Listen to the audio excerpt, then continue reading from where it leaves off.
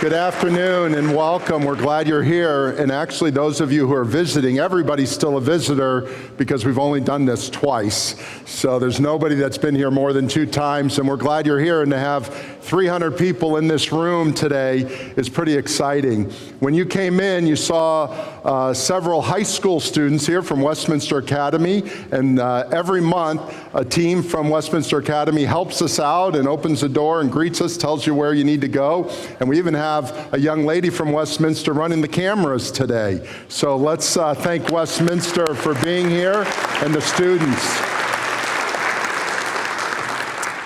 Before I start, and we're going to talk business and leadership, I want to pause for a minute. Jim is substituting today because the host of Lauderdale Lead is Rob, Pastor Rob here of the church. And as many of you know, Pastor Rob and Jen lost their daughter this week, 2 years old, Saturday evening, Sunday morning. And as a person who lost a child as well, I lost a 13-year-old. My wife and I, Elizabeth, lost a 13-year-old in our arms about 10 years ago. There's nothing you can say at this time.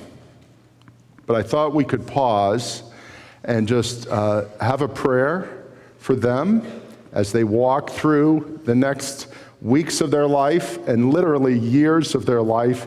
And there's something that I just want you to remember at this. When you go home tonight and you hug your spouse, you hug your children, you hug your grandchildren, whatever, just realize life is a gift. It's a gift. All God promises us is today. None of us know tomorrow. I'm going to talk about tomorrow. I'm going to plan for tomorrow. We're going to strategize about the tomorrows of our business. But really, we've only been guaranteed today, haven't we? And if that's really true, if you really believe it, then all of us live the length of time we are supposed to live, which is really just one more day. It is what it is. And so keep short accounts. If you get mad at somebody, it might be worthy before you go to bed to make it right. Because God forbid that person passes and you have to live the rest of your life knowing the last time you were with that person there was anger or whatever. Just keep short accounts in your life, and I think it would be a better place. But let's pause right now. Just quietly say a prayer for Rob and Jen, their extended family, for this church. He's the leader of this huge organization that has a school and a church and daycare and youth groups and all the rest. Just pause and then I'll close.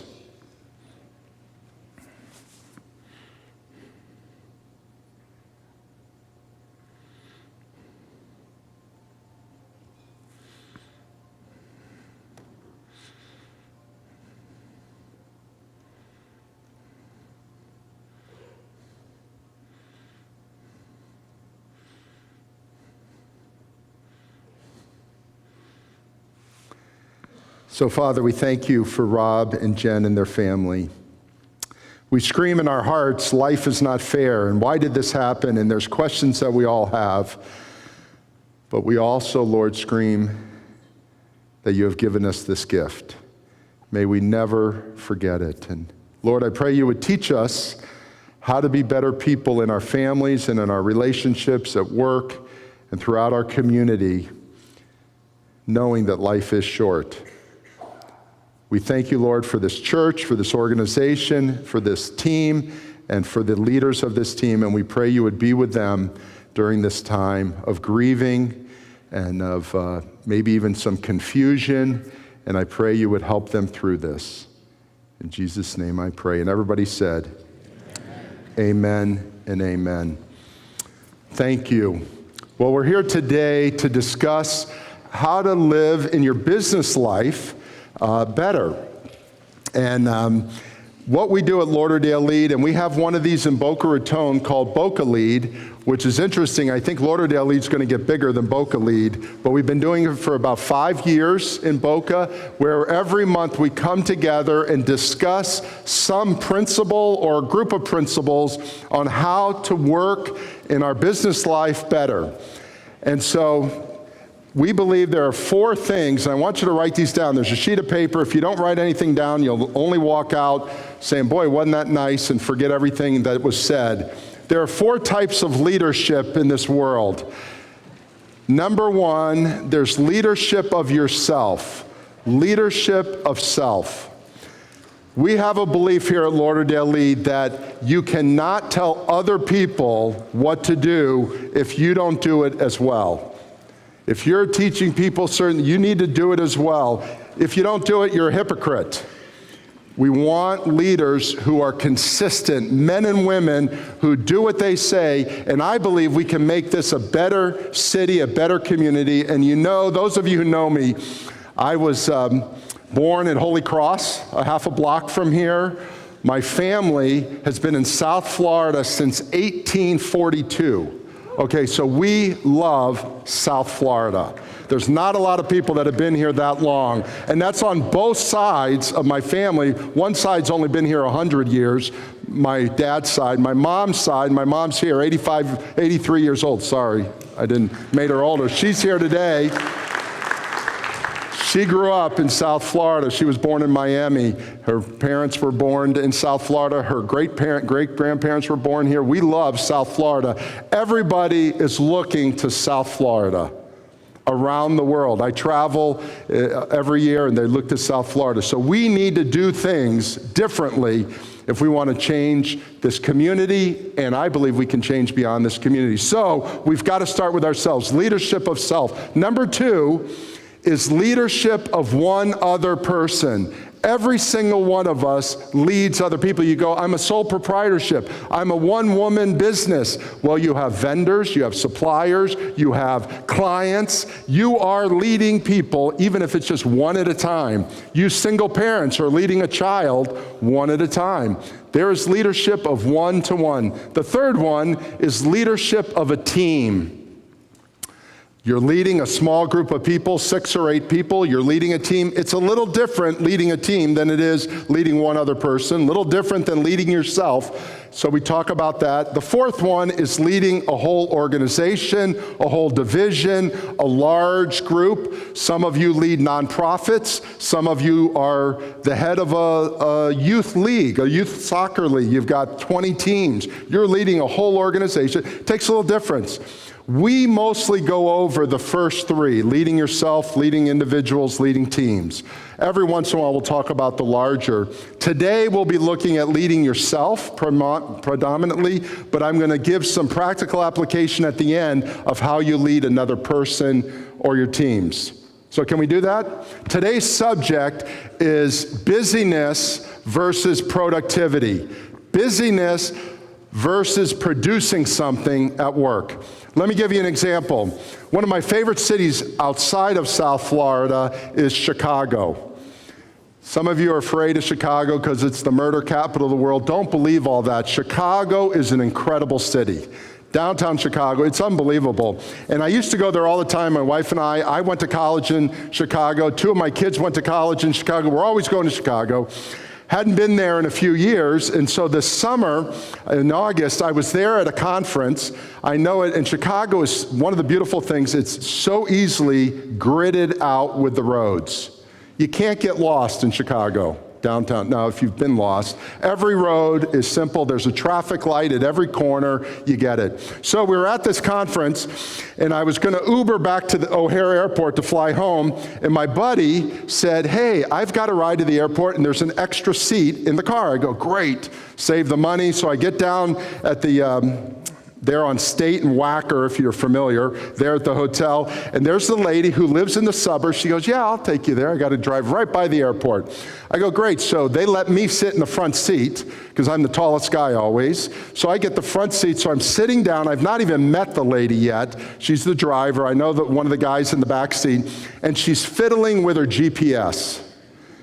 Now, nothing bothers me more than that.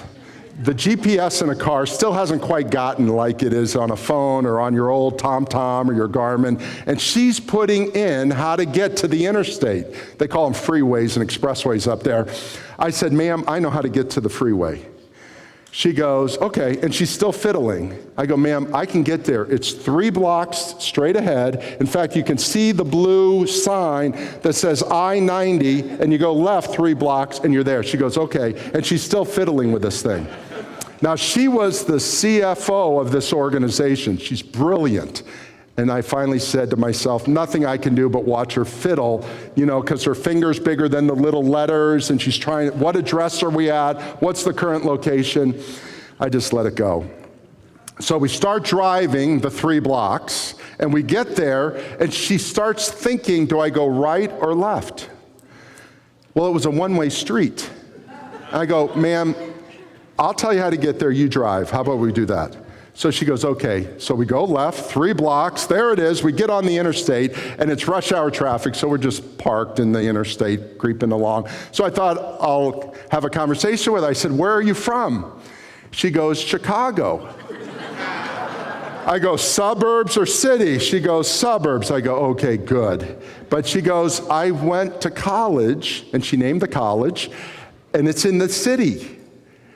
So I said, how many years did you go? 4 years. I go, so she's 4 years, and she couldn't go 3 blocks and 3 blocks. Then I said, where did you work before you joined this organization, which is in the suburbs? She goes, I worked, and she named a Fortune 500 company that she was an accountant for when she started in business, and I know right where it's located, and it's in downtown Chicago. And I said, how long did you work there? She said, 19 years. Sorry, 15 years. 19 years total. She came into the city 5 days a week, and she couldn't go 3 blocks and 3 blocks.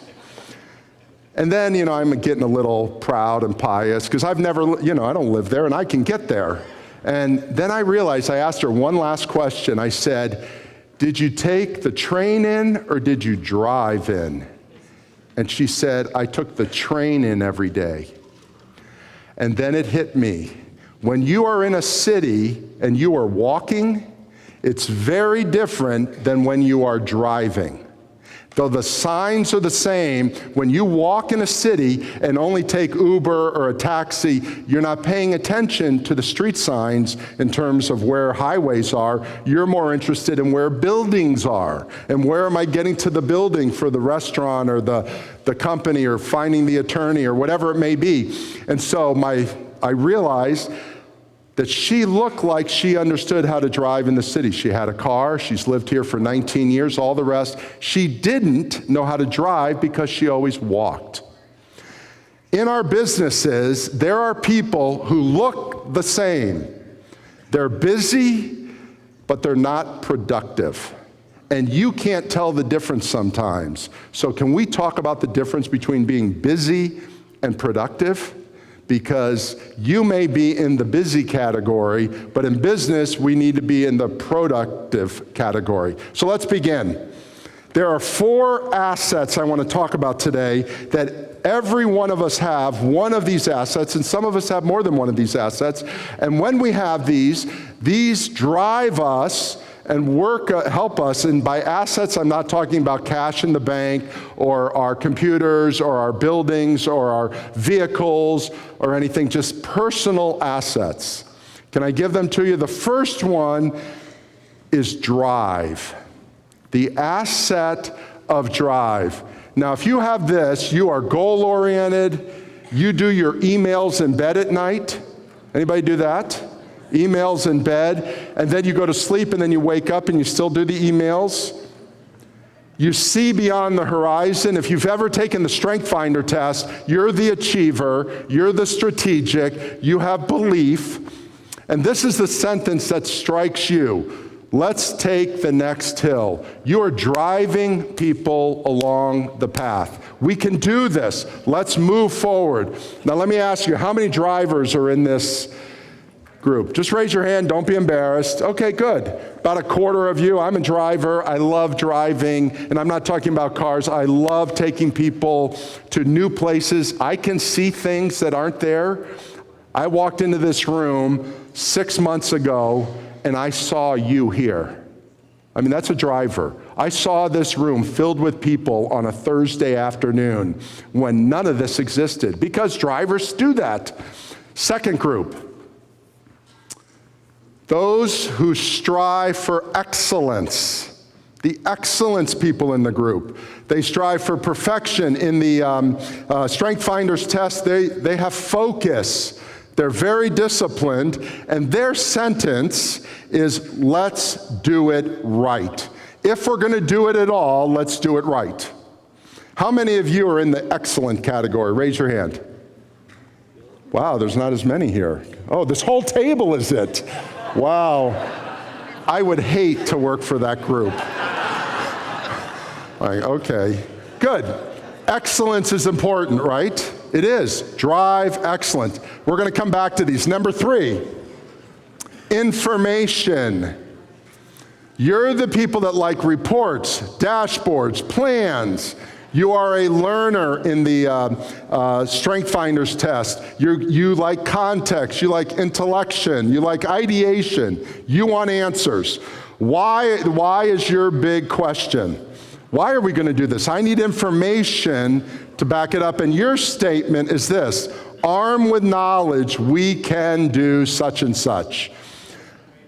I can't do it because I don't have enough information is your answer. Give me more information. It's important. I like this one too. Raise your hand if you're an information person. Wow, not too many of us here. Raise them. Go ahead. Don't be embarrassed. Raise your hand. Good. This is important. All these are great assets, by the way. I'm mocking some of them, but they're all important. Number 4, let's look at the 4th one. Activity. Activity. These are the people that do to-do lists. Now, if you are off the charts activity, you're the one who wakes up and goes, I already did it, but I'm going to put it on the to-do list so I can check it ahead of time.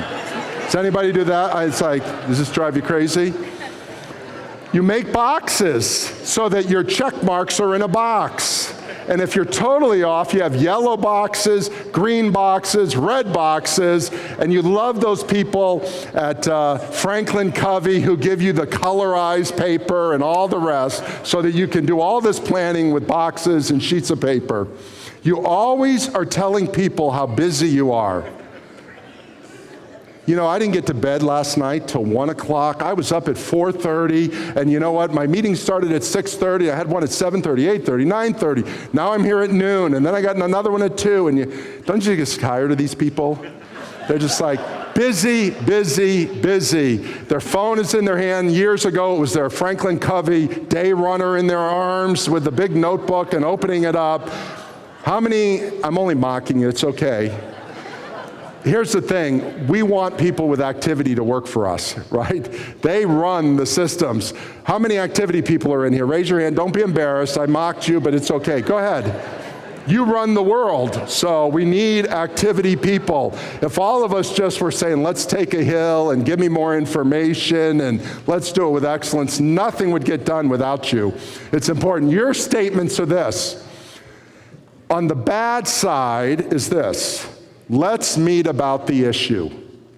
You love meeting and talking about it. That's on one side, kind of the bad side. Always got to meet about it. The good side is let's stop talking about it and let's start doing something about it. You are the ones who say, okay, enough already on telling me about the hill, enough already on all this information. Okay, maybe we can't do it at 100%, maybe 85% is good enough. And you got to decide what's good enough but you go, let's just do it. Let's move forward with this.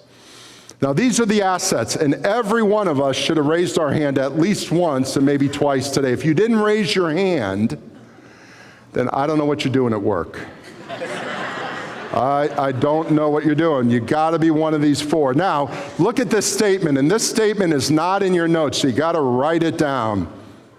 We spend 100% on exertion, on drive, on excellence, on information, on activity. Boom, boom, boom. All of us do this. And rarely do we think of thoughtfulness. Now, thoughtfulness. What I'm talking about is not strategic planning here. That's thoughtfulness in a larger sense. But We have all these activities going on, all this work going on. Do we ever think about what we're doing? Or do we just continue to drive? Do we continue to strive for excellence? Do we continue to get it more? Or do we think about it? Do we pause between appointments? Do we pause between great accomplishments and think about it? I'm going to come back to this. Just write this down and don't forget this statement. Now let's go to clarifying questions. Can I help you drivers, you perfectionists, you information junkies, and you activity hounds? Can I help you with some clarifying questions? Because what we find is that assets can become liabilities very quickly. Your asset can be a thief of your productivity if you let it go a little too far. So, a clarifying question for those of us who are drivers: is there anything I can do and let go of? Is there anything I can let go of and let someone else do? I have a buddy of mine who was my personal coach for years. He's not now. He lives in another state. He'd come down 4 or 5 times a year, work with me for a day or two. He was like off the charts driver. I'm an off the charts driver. It was just havoc when we were together. We had a great time. But he was so bad, he was worse than me, that we went into a men's store to buy a shirt for him. He came down, I think he didn't have the right shirt for an event he wanted to go to. So he says, let's go buy a shirt. The intensity of buying the shirt, the drivenness, it was just crazy. I said, Dan, you can't be that intense about a shirt. It's a shirt. He was as intense about the shirt as he was about, adding X number of things to our company. I mean, it was like, I can't believe it. You cannot be that intense about everything and have people take you seriously. You drivers have to pick what you should be intense about. What are the important things? There's a prioritization, because everybody else is just going to get worn out being around you. Have you ever been worn out about these idea people, and they're just saying, let's go do this, and then tomorrow they're going to, let's go do that, and you just wear them out. So if you're a driver, be very specific and let go of something that isn't that important, or just be quiet about it and do it as your daily work. It's very important to realize this, because if not, you are going to leave people behind. Number 2, those of you that are excellence people, you've got to make a decision. Where is good enough good enough? When is good enough good enough? When is it? You got to pick your place, because everybody doesn't have the same sense. Is it at 85%? If it's 50%, that is not good enough. Is it 60? You got to pick where that is and move forward if you want to move your team forward. Number 3, for you information people, what do I really need to know to make a decision? We live in an information hog society that you can always learn more. What is it I need to know to make the decision to move forward? And then you're just going to have to let it go every so often. This is my struggle. I collect information. I love information. Show me more. I have a high capacity to remember. And I have to go, let it go a little. And then number 4, for you activity hounds, what deserves my attention? Really, in your giftedness, you have this much time in your life, and if you jam it up with activities, you are not going to live with margin and other things we'll talk about another day. But you may need to leave off some things and only do those things which are important. Now let me bring some practical application to this. Can I do that? 3 thoughts that I want to leave with you, just very practical. Thought number 1. 3 tactics, thoughts. You need to manage your emails. You go, where on earth did this come from? Now the word emails here is Instagram, Snapchat, Twitter, the telephone. Some of us millennials, we do use the telephone once in a while. And email, texting, whatever your method of communication with that little smartphone that's in your hand, you need to manage it. If you don't take control of it, it will control you. Here's something that I love to talk to people about. I won't argue with you, but I'm going to make a statement that most of you will disagree. You cannot multitask in this world. Multitasking does not exist. It is scientifically proven. Here's what happens. You're working on a project. You leave your computer on or you leave your phone on because you don't want to miss the email or the text, and you're working, and the text goes off. You break over, answer the text, and break back, and you go, I've just multitasked. You have not multitasked. What you have done is stop this task. Your brain has disengaged here, has moved over to here, and re-engaged here, and then has disengaged here and moved back, and you have to hope that your brain re-engages exactly where it disengaged. And chances are it doesn't do that. Have you ever go, where was I again? And you only do that quietly and realizing you check your phone, 25 to 30 times an hour? So multiply that times 10 hours at work, and you realize how many times you've engaged and disengaged and engaged and disengaged. I would suggest that you learn how you're going to manage your communications. Now you go, but what if it's my spouse? What if it's my children? You have to learn how they communicate to you in crisis. So if my wife, we have a way of communicating. It's a double call. If she calls me and I don't answer because I can't answer it, she calls right back, I'm answering it. Because I know it's our way. It's real simple. 2 texts, it's an emergency. 1 text is informational. If I can do it, I'll do it. If I can't right at that moment, I'll get to it in 20 minutes or 30 minutes. You've got to figure out the emergencies, but don't let the emergencies run your life. And manage these emails. Number 2. Show genuine gratitude. Now you go, where on earth does this come from? Go back to the 100% exertion, 0% thoughtfulness. Thoughtfulness. What do you say when someone does something nice to you? They were thoughtful. Do you realize that if you're moving from drive, excellence, activity, more information, no thought in between, there is no true good thoughtfulness in human connection. And as a worker, as a leader of your team, you need to show thoughtfulness and gratitude. A couple thoughts on this. Number 1, you cannot be angry and grateful simultaneously. It is impossible. So if you, and I'm not going to ask you to raise your hand, but at least 50% of you in this room struggle with some anger issues. It's a fact. I mean, it's just statistically a fact. If you live in gratitude, you can't live in anger at the same time. You can be angry today and grateful tomorrow, but you can't be simultaneously. So what's a good thing? Why don't you use this to help you with this?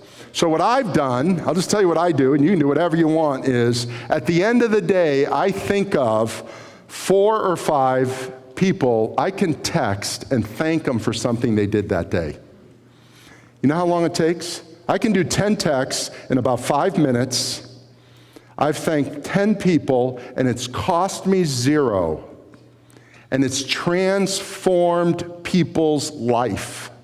Gratefulness transforms people's life. When you say thank you, when you recognize, and I'm not talking about recognize for bonuses, recognize for accomplishments, just the simple thank you of life. It'll change your life. It is unbelievable, because I know when someone writes me a text or an email or a call or a personal word and says thank you, that fills my tank. And if you can be going around helping fill people's tank, it'll be a greater place to work, greater place in your family. We can find things our kids do wrong, right? Well, yeah, that doesn't take long. Can you find things that they do right? And thank them for it. Just a real simple thing. Then finally, and this is what our topic for the year is, lead up. Lead your people. Lead by example. 2 weeks ago, We had just this horrendous night at our church. We had all these things going on, and it was just chaotic. It was great. I mean, chaos in the church sometimes is fun, but you can't live in chaos. So I was writing all my thank yous, thanking people at 10:30 at night. I'm thanking my 10 people. Before 11 o'clock, I think 8 of the 10 thanked me for thanking them. I got thank yous for thanking them. That's how important it is. And yesterday, I told some people that I might be seeing Rob and Jen today or this week and kind of journeying with them in this. The texts I got of people wishing me well, praying for me, thinking about me to do that, it gave me enough energy, because how do you talk to somebody who just lost a child, right? There's nothing harder. Just nothing harder in this world than to do that. And I had all these people doing it for me. They were leading me up. They were coaching me up because I've coached them up. And that's what we need to do. Now we need to close. Our time is up. Let me share a story. I'm a big story guy. And by the way, all the stories I tell are true about me. So just so you know, I'm a truth teller. So I have a little bit of mischief in me. I like playing around. It looks like I don't, but I do. So I have a friend who's in the advertising business, and he was doing a national campaign in another country. Well, I've never seen a campaign like that before, and it was in an Asian country, and it was going to be 6 months out, and he was going to be there for months at a time and working it. And I realized that I was going to be in that country on a 2-day layover months out. So I called him up. I said, I'm going to be in there. Where are you staying? He said, come, I'll show you everything we're doing. It was this multi-million-dollar situation that he was working for a company, and they were blitzing the whole country. I thought, how cool is that? So I get there. I call him up. He's staying at a 6-star hotel. I mean, he's like at the top of the rung. I'm staying at a Marriott. And so I go, where are you staying? He goes, but be careful.